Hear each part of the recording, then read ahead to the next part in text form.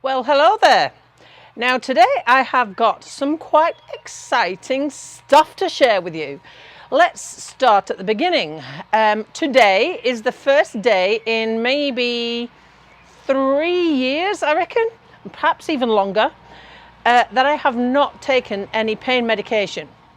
Why so long? Well, because the knee replacement was in October 2018. I was on pain meds for a good year before that, and I hadn't been out much out the other side of that before the left leg started giving me issues, and I was back on pain meds once again. So I reckon maybe 3 years or perhaps more. Yesterday was the last time I took the nerve pain meds, and I've been phasing out all the rest up until yesterday. And I know that it's got sort of about a 9-hour half-life. So normally it would have given me issues before the end of the day before I have to take the second dose again. But I've been gradually taking it down, and yesterday was the last time I took it. So fingers crossed, if we get sort of past today and tomorrow, then all will be well. I'm feeling really excited by the fact that I am not on any of that anymore. So the only ones that I've now got is the essential ones that are blood related and left leg, right leg keep it safe related. My other piece of big news. Now, this came as quite a surprise, actually. I saw a post on Instagram a few months ago from a friend of mine who is on a global triathlon team, saying that they were taking applications for the next racing year. Now, I used to be on Team Tri UK and then Team GB, and I haven't been on a triathlon team for quite a lot of years, and I saw it as a pretty good thing to do to give me a goal to work towards. And so therefore I filled the form in and actually thought nothing more of it. Then a lot of stuff has happened recently, and I completely forgot that I'd filled it in, actually, and totally disregarded it after I sent it, because I just didn't think they'd want someone like me. However, I'm pleased to say they did. So the team is called the Cupcake Cartel. That's right. And it's a global triathlon team run by 2 elite triathletes in Australia. One of them is from New Zealand. And I'm really excited to be a part of that team, not withholding the fact that this is the tri kit that I have to wear.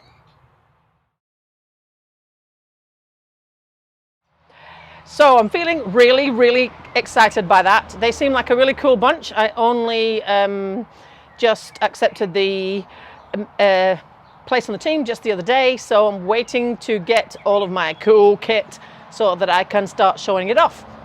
So that leads me nicely to the third piece of news today, and that is that I actually entered Challenge Wanaka. Woo!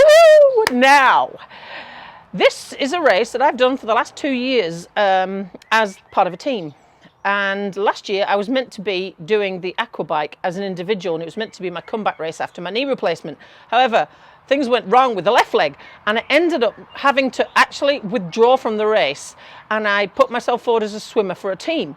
And on that occasion, I got from the swim exit to transition using crutches. And I got lots of cheers. Woohoo, you're amazing. Well, wait till you see what I've got for you this year. No, I'm not bringing a party trick next year. So I am part of a team, and I've got the same cyclist as last year, and my husband is doing the run. Now, I've spoken to the race director, and they're completely supportive of this. And the swim exit's quite a steep boat ramp, but I believe from speaking to someone who's swum there that it can actually be affected by the level of the lake. So it might be better later on in the summer when the lake level is slightly higher. I went round the other week to check. Anyway, I don't need a leg to swim. In fact, I'm not allowed a leg to swim. So I am able to do the swim. I would just need assistance getting in and out of the water. And then if I don't have a prosthetic leg by then, I can have someone take the timing chip off my ankle and run it down to the cyclist in transition. So I'm feeling really excited about that. I remember asking the surgeon the day that we decided I needed to do an amputation whether this was a feasible goal, and she thought about it for a minute and she said yes. So we're gonna go ahead and do it.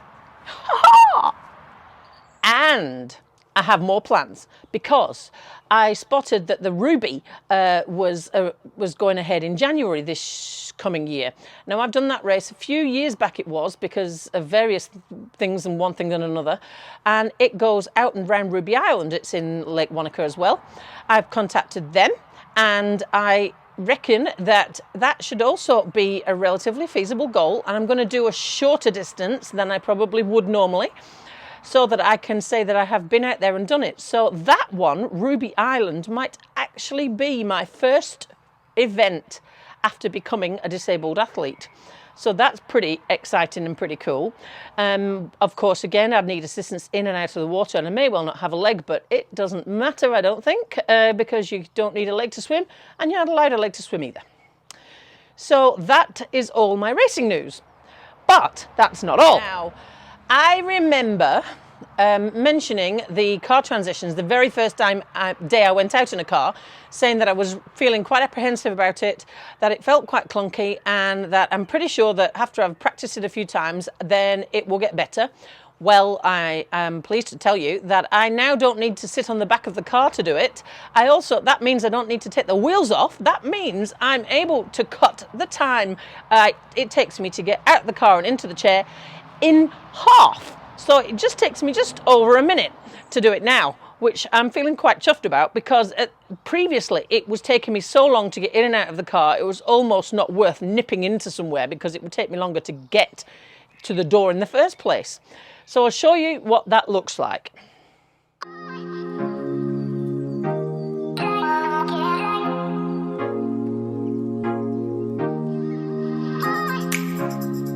So what next? Well, I've spoken to the Red Cross, who agreed to put my Red Cross first aid on hold because it was due for renewal the week of my amputation. I spoke to them and they said that this was pretty unique circumstances, and they allowed me to freeze it and told me to contact them when I was ready. Now, I am probably able to do the first aid course, and they've agreed to modify some of the ways that I can demonstrate that I can do CPR, because I've done this first aid revalidation for so many years with this company. They know me quite well. And we have getting more and more personal training inquiries through the business, and my personal trainer that I've got working for me at the moment is running out of space. So I'm actually having to consider whether I'm going to return to personal training or not. If I do, it would just be one evening and it will just be a couple of clients, because I'm doing 2 daytimes as well, and I don't want to overload myself, because when I get the leg, everything would become much harder. So if I do decide to do that, I'll let you know. But like I say, I'm able to do the first aid, which means that I would then be able to put the personal training registration back in as well. So that's quite exciting, because it's all little baby steps back to restoring a normal life like I had before. So that leaves 2 more things. That is the district nurse tomorrow. Now, I really hope she allows me to swim tomorrow, because do you know what? I'm going absolutely freaking stir crazy without being able to do any exercise, to be frank, and having to sit down all the time.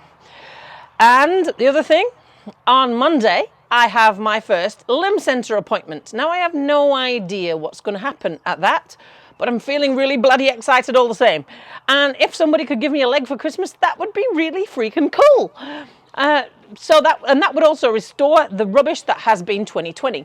COVID, lockdown, and then losing a leg. How much worse can it get?